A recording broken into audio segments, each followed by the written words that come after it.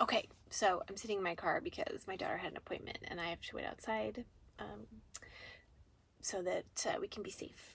So I'm going to keep reading. Chapter 22, Cotgrave Wall. When we read last, the thief not just discovered that it wasn't actually Peony they rescued and it was all a shell game. It was a ruse. So now they have to go figure out what actually happened. Chapter 22. Cotgrave Wall. The words landed like a handful of dropped rocks. But how could it be someone else? JJ protested. Her parents. We saw her parents on TV last night, didn't we? They would have known. They would have known the second they saw her. An imposter could have fooled us, but not them. Marzana's folder full of notes was still on the table where it had lain, forgotten since the beginning of the meeting. JJ grabbed it and took out the school picture of the ponytailed girl. And this was her. This was the girl we saw, I'm sure of it. Yes, I know, but Marzana got up and paced a few steps. Just let me think a minute. She was right about this. She knew she was right. Could Peony's parents have been in on it? She pointed to the photo. They'd have been the ones who supplied that to the police. It's just a picture of a girl in front of a plain background. It would have been easy to fake. Could her parents have been the kidnappers? Amelia asked. Maybe they needed the cash for whatever reason, and Mr. Hyde couldn't figure out how to just embezzle the campaign money on his own. Marzana shook her head, thinking back to the man and woman she'd seen on the news the night before. I don't think so. When I saw them on TV, it seemed like they were just so relieved. They could barely keep it together. You know, too many feelings. She frowned for a moment, picturing Mrs. Hyde's ashen skin, her husband's paper-white face. Now I'm wondering if it wasn't relief, but just that they were barely able to keep the pretense up. I think what I saw was fear, and I think it was real. They were terrified. For whatever reason, they had to pretend their daughter had been returned when she hadn't been. It was an intense bit of acting, and they weren't sure they were selling it. Not to mention, if we're right, their daughter's still missing. A strange, stunned silence settled over the assembled thief knot, broken only by a hiss of a sigh from Amelia on the phone. Okay, Nyala said. Say it wasn't Peony you found, and for some reason her parents pretended it was. Why?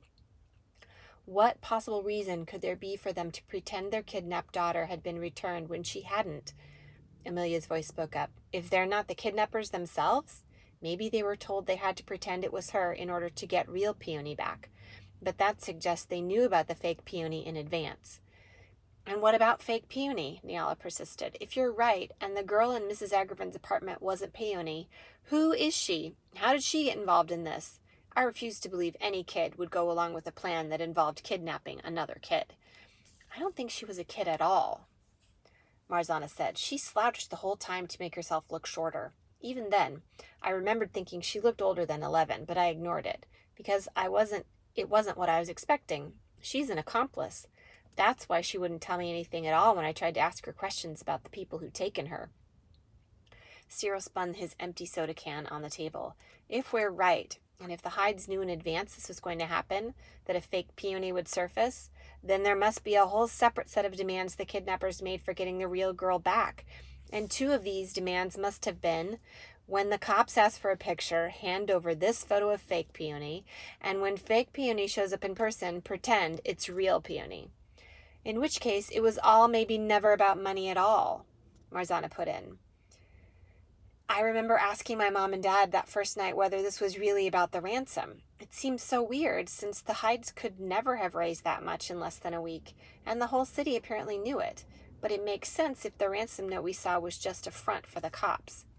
Except, real Peony did make the ransom note, Nyala said eagerly. We know that, right? They found her fingerprints all over it, and they matched them to prints at her school.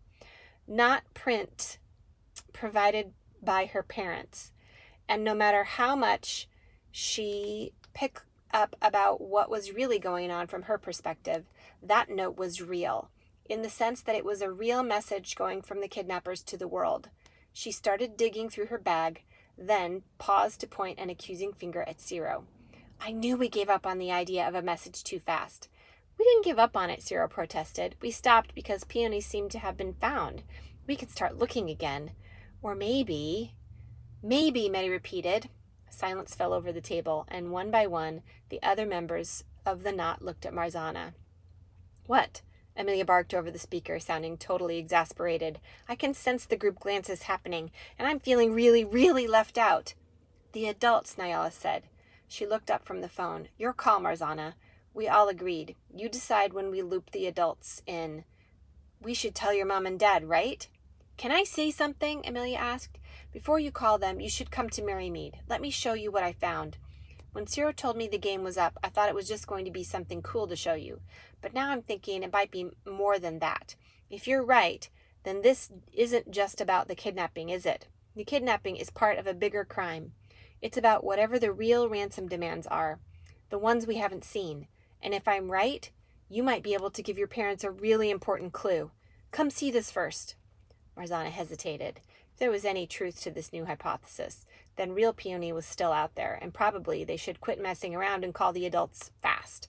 But if there was an additional clue she could give her mom and dad when she made that call, then waiting just a bit longer might be worth it. "Amelia, what the heck did you find?" she asked. "I'm not totally sure. I need to show you. Will you guys come?" "To your school?" JJ asked dubiously. "Yes, to our school, where, if you recall, there's a secret, private, below-ground station, which I spent all night exploring while you were sleeping, JJ," Amelia said waspishly. Ooh, that's a good word, waspishly. "Get over here, will you? There's still a girl missing. And who's got the book of maps? Does it have a big fold-out map of the whole city in it? One we can pull out?" "I have it," JJ said, reaching for his backpack. "I'll check." He dug out the gazetteer and rifled through it until he came to a removable folded insert. "Yeah, it does." "Good, bring the whole thing. I'll meet you in the courtyard in 30 minutes, Amelia said. "I'll make sure Mrs. Sopwith is out of the way and the coast is clear. Marzana, Nyala, you remember the way, right?